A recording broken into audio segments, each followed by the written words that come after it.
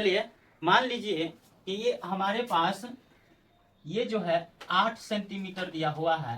कितना? 8 सेंटीमीटर। और ये हमारे पास 6 सेंटीमीटर दिया हुआ है। यानी हमारे पास ए बी बराबर 8 सेंटीमीटर और बी सी बराबर 6 सेंटीमीटर। फिर से हमारे पास क्या नहीं दिया हुआ है? ए सी नहीं दिया हुआ है। ए सी बराबर हमारे पास नहीं दिया हुआ है। तो सबसे पहले ए सी निकालेंगे, लेकिन प्रश्न है कि निकालना क्या है? साइन सी निकालना है कि टेन सी निकालना है कि ए निकालना है? तो चलिए हम क्या करते हैं, सबसे पहले हम आपको बता रहे हैं कि साइन सी निकालना है और साइन ए भी निकालना है। तो कैसे निकालेंगे? साइन, देखिए दोनों वही है, साइन ही है। इससे पहले वाले वीडियो में हम बताए हुए थे कि साइन थीटा, तो जब थीटा का मान यहाँ पे था तो हमको कोई प्रॉब्लम नहीं था। लेकिन अब जो है ये चेंज होगा, न्यून कोण चेंज होगा। एक बार हमको साइन सी बोला है निकालने के लिए, एक बार हमको क्या बोला है? साइन ए निकालने के लिए। तो चलिए सबसे पहले हम जानते हैं कि साइन थीटा वाला फॉर्मूला होता है कि P बटा H। तो हमारे पास P भी दिया हुआ है, B भी दिया हुआ है, क्या नहीं दिया हुआ है? H नहीं दिया हुआ है। तो हम क्या निकालेंगे? H निकालेंगे। कौन से फॉर्मूला पे? तो पाइथागोरस प्रमेय का प्रयोग करके हम उस फॉर्मूले के द्वारा निकालेंगे। पाइथागोरस प्रमेय से हम यूज करेंगे। तो फॉर्मूला होता है इसका H बराबर रूट अंडर क्या हो जाएगा? P square plus B square. यानी हमारे पास ए सी निकालना है। तो ए सी बराबर लिख सकते हैं, आप क्या लिख सकते हैं? ए बी स्क्वायर प्लस क्या लिखेंगे? B C square.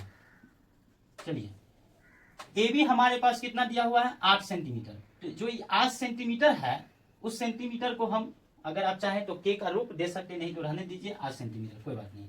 तो चलिए 8 सेंटीमीटर का हम क्या कर देंगे? स्क्वायर कर देंगे। बी सी है कितना? 6 सेंटीमीटर। तो 6 सेंटीमीटर कर देते हैं। अब देखिए 8 सेंटीमीटर का स्क्वायर करेंगे तो ये हमारे पास 64 सेंटीमीटर स्क्वायर हो जाएगा, प्लस 6 सेंटीमीटर का स्क्वायर करेंगे तो हमारे पास 36 सेंटीमीटर स्क्वायर हो जाएगा। रूट अंडर ये दोनों को आपस में जोड़ेंगे तो 100 सेंटीमीटर स्क्वायर हो जाएगा। और जब इसको हम बाहर निकालेंगे तो हमारे पास कितना हो जाएगा? 10 सेंटीमीटर। यानी ए सी जो निकला हमारे पास कितना निकल गया? 10 सेंटीमीटर। तो ए सी हमारे पास कितना निकल गया? 10 सेंटीमीटर। अब जो है हमारे पास पूछा गया है कि साइन सी निकालने के लिए, साइन सी निकालने के लिए और साइन ए निकालने के लिए। तो हम पिछले वीडियो में बताए हुए थे कि ये जो होता है न्यून कोण पर क्या होता है? चेंज होता है। तो सबसे पहले साइन सी देखेंगे तो सी का मतलब हो गया हमारे पास क्या? ये कोण बन गया, सी कोण बन गया। और इसके ठीक सामने वाले जो सम्मुख होते हैं वो हमेशा लंब कहलाएंगे। जो न्यून कोण है, जैसे सी को न्यून कोण बनाया गया है तो सामने वाले भुजा को हम क्या मानेंगे? लंब मानेंगे। क्या मानेंगे? लंब। तो लंब है तो इसका मतलब ये लंब जो है हमारे पास कितना दिया हुआ है? 8 सेंटीमीटर।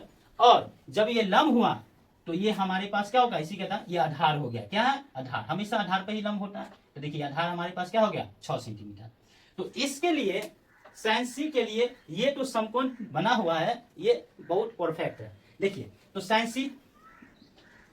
सी बराबर फॉर्मूला P बता क्या लिखेंगे हम? H। यानी हमारे पास P जो है क्या है? ए बी है। अभी ए बी बता ए सी। तो अब बताइए ए बी हमारे पास कितना है? 8 सेंटीमीटर।